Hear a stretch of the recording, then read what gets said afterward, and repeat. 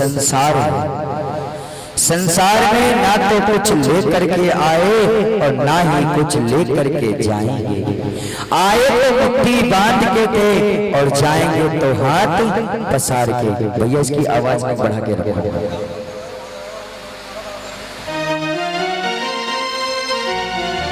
आज सुखदेव जी महाराज राजा परीक्षित को यही कह रहे हैं कि राजन, संसार में तुम्हारा जन्म हुआ, तुम्हारी रक्षा स्वयं गर्भ में जाके ठाकुर जी ने करी,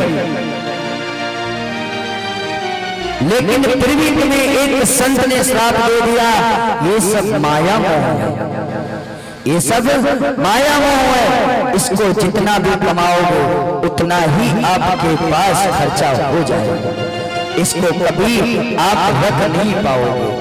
अगर आपके साथ अगर कुछ जाता है तो केवल अच्छे बुरे कर्म जाते हैं। और राजन, मैं तो यही कहता हूं, जब तक मैं आपको 7 दिवस तक कथा श्रवण कराऊं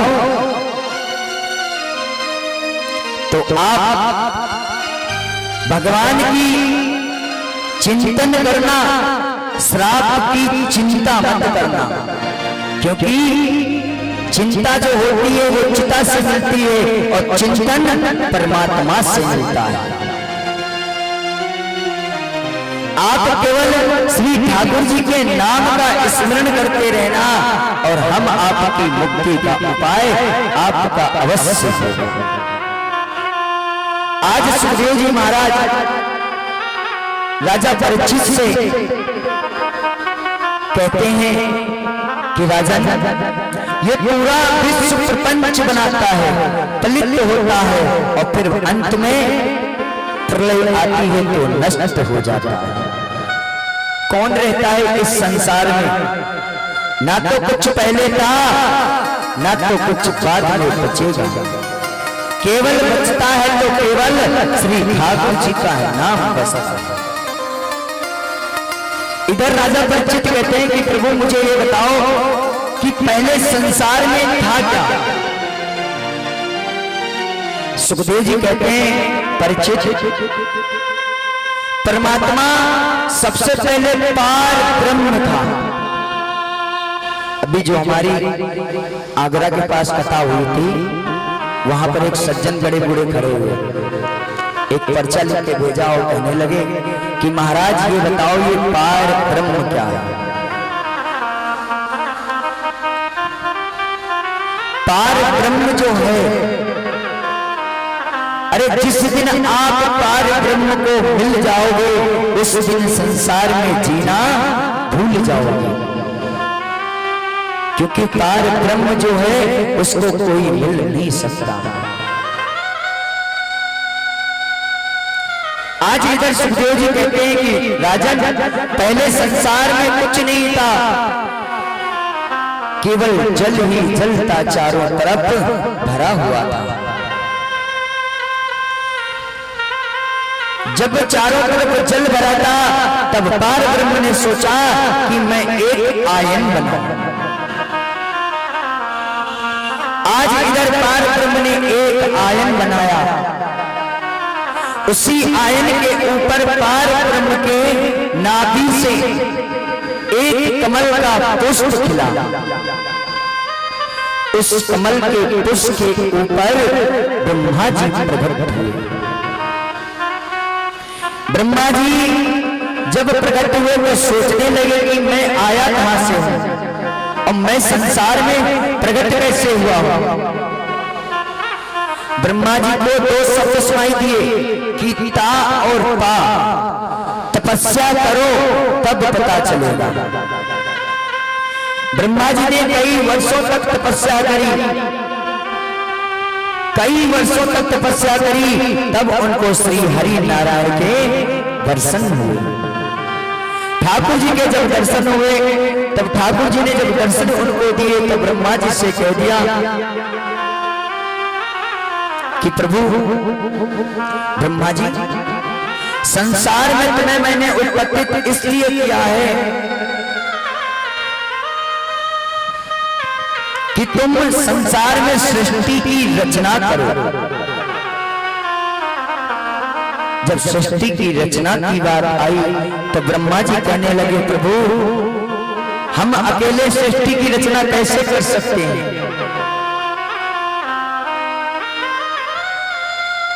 जब प्रभु ने कहा कि मैं अकेले सृष्टि की रचना कैसे कर सकता हूं, और अगर प्रभु मैं संसार में रहता हूं, अगर मेरे पास थोड़ा सा धन आ गया और मैं आपके नाम को जपना भूल गया, सृष्टि की रचना करना भूल गया, फिर क्या होगा? ठाकुर जी ने कहा कि मेरा ही तुम्हारा प्रकट रूप का आशीर्वाद है, तुम्हारे कभी धन का योग प्राप्त नहीं होगा। आज इधर ब्रह्मा जी ने कहा, ठीक है प्रभु, जैसी आज्ञा आपकी है वैसी मैं आपकी बात मानता हूं। आज वहां से नारायण अंतर्ध्यान हो गए और सृष्टि में केवल ब्रह्मा जी रह गए। ब्रह्मा जी ने सबसे पहले 4 पुत्रों को माया के द्वारा अवतरित किया। 4 पुत्र वो कौन से थे? सनत, सनंदन और सनत कुमार। जैसे ही 4 पुत्र उत्पत्तित हुए, ब्रह्मा जी ने अपने पुत्रों को आज्ञा दे दी कि जाओ तुम सृष्टि में रचना करो। सनक, सनंदन, सनत कुमार इत्यादि सब जगह भ्रमण करके आए। भ्रमण करने के बाद में आकर के पिताजी से कहा, पिताजी हम सृष्टि की रचना नहीं कर सकते, हम तो भगवान का नाम जप करेंगे, भगवान के कीर्तन को करेंगे, और ये संसार में माया मोह में मुझे नहीं फंसना है। इधर जैसे ही ब्रह्मा जी ने 4 पुत्रों को आज्ञा दी थी, पर ब्रह्मा जी की बात उन 4 पुत्रों ने भी नहीं मानी और परमात्मा की भक्ति में लीन हो गए। जैसे ही फिर ब्रह्मा जी ने सोचा, ब्रह्मा जी के प्रकृति रूप से भगवान शंकर की उत्पत्ति हुई। भगवान शंकर ने भूत प्रेत पिशाच आदि इत्यादि की उत्पत्ति करने लगे। ब्रह्मा जी ने सोचा संसार में इंसान तो होंगे नहीं, भूत प्रेत ही बढ़ जाएंगे। तुरंत भगवान भोलेनाथ को ब्रह्मा जी ने रोक दिया, अरे महादेव आप ये क्या कर रहे हो? आपसे मैंने ये कहा था कि संसार में मनुष्यों की उत्पत्ति करो, तुमने तो भूत प्रेतों की उत्पत्ति कर दी। भोलेनाथ अपनी दुनिया में रहते हैं, उनको नहीं मतलब होता है कौन क्या कर रहा है, कौन सा देव कहाँ है। वो तो आराम से अपने मगन धुनी में बैठे रहते हैं। जैसे ही ब्रह्मा जी ने सोचा कि अब क्या हो सकता है, जैसे ही मन में विचार आया कि इस दुनिया में सबसे पहले तो नारायण आए, नारायण के बाद हम आए, हमारे बाद हमारे 4 पुत्र हुए, लेकिन संसार में कोई ये नहीं चाहता है कि मैं संसार में भगवान की माया में फंसूं। अब क्या हो सकता है? तुलसीदास ने बहुत सुंदर चौपाई लिखी है। जल पावक गगन समीरा, सिंचित जल पावक गगन समीरा, पंग चरित चित शरीरा। चींटी भी 5 तत्वों से बनी है और मनुष्य भी 5 तत्वों से बना हुआ है। जो ये 5 तत्वों से हमारा शरीर बनता है, इसके सिर्फ 2 ही कार्य होते हैं। मरने के बाद अगर मुर्दे को घर में रखोगे तो सड़ने लगेगा।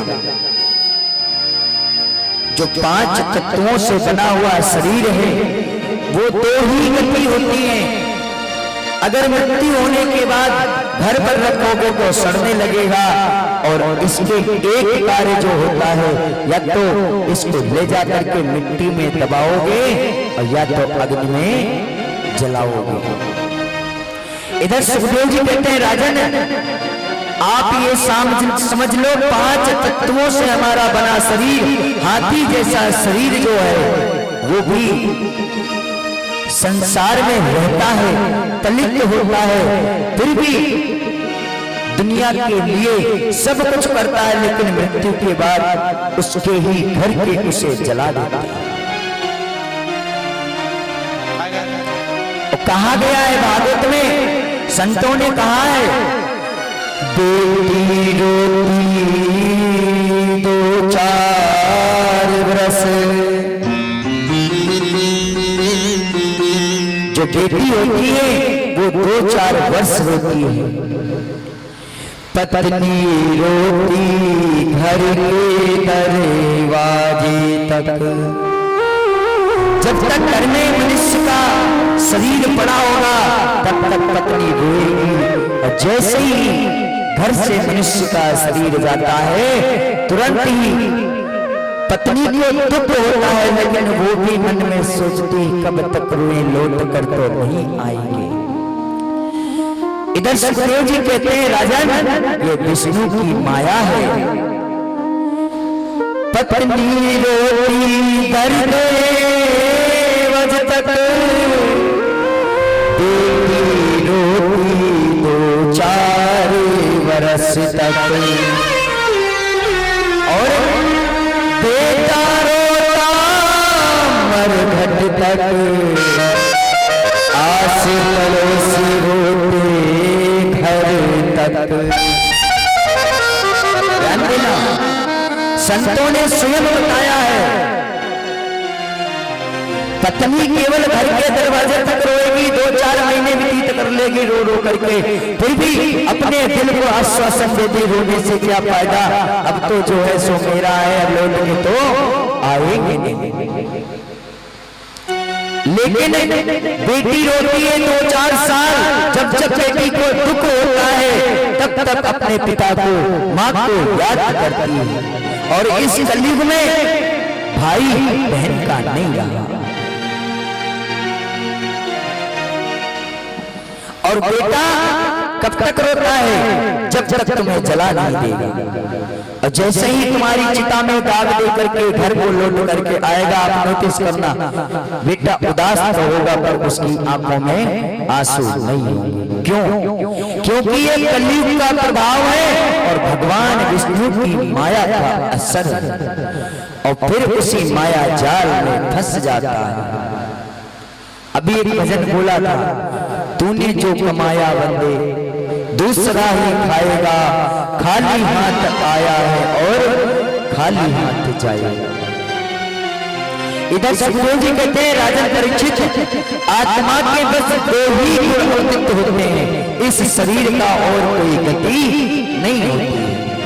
घर में रखोगे तो कीड़े पड़ जाएंगे, शमशान में जलाओगे तो अग्नि में जलाओगे या मिट्टी में दबाओगे, मरने के बाद कोई रोक सकता है?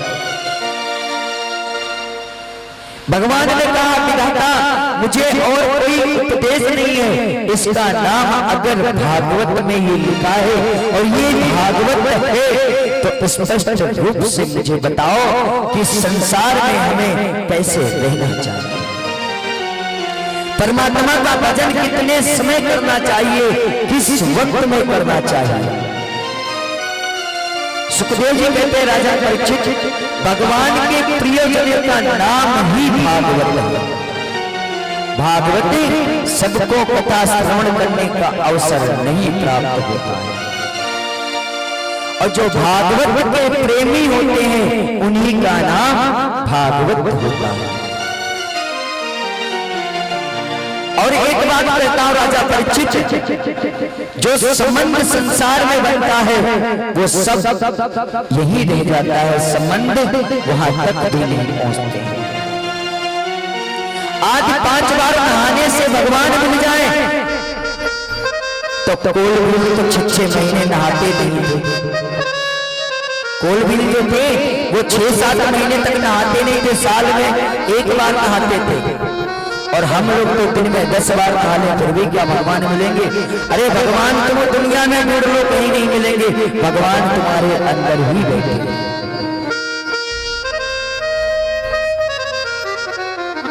भगवान तो तुम्हारे अंदर हृदय में वास करते हैं, और जो हमारा हृदय होता है यही भगवान का मंदिर होता है।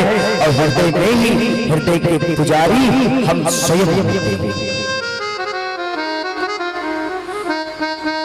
इधर कहते हैं सुखदेव जी महाराज राजा परीक्षित, भगवान कभी नहीं मिलेंगे, भगवान को भव से बुझो, भगवान को प्रेम से याद करो, भगवान हर स्थान पर मिलेंगे।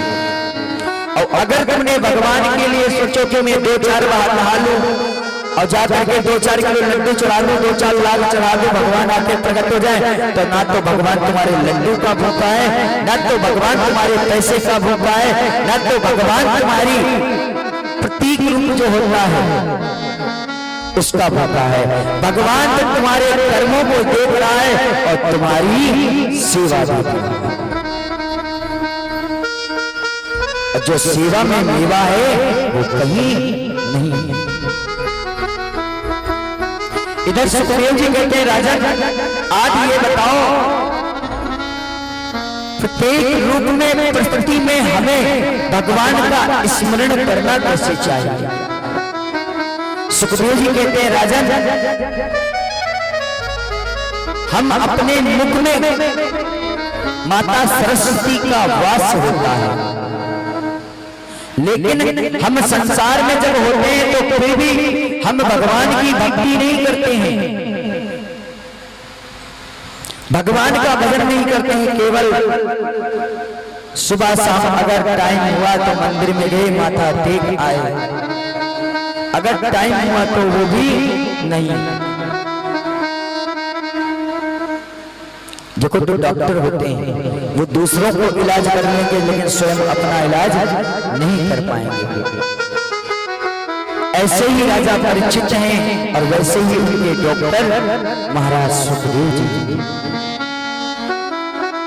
ऐसे ही प्रत्येक रूप से बताया कि जो भागवत के वक्ता होते हैं, जो श्रोता होते हैं, उन्हीं को हम भागवत कहते हैं।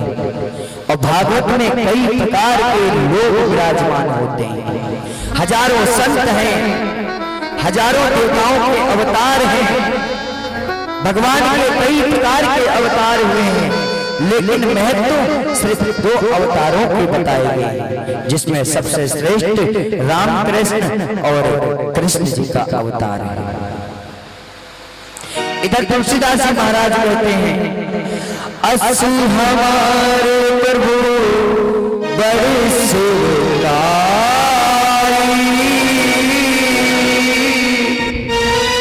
यही ना बसन बसन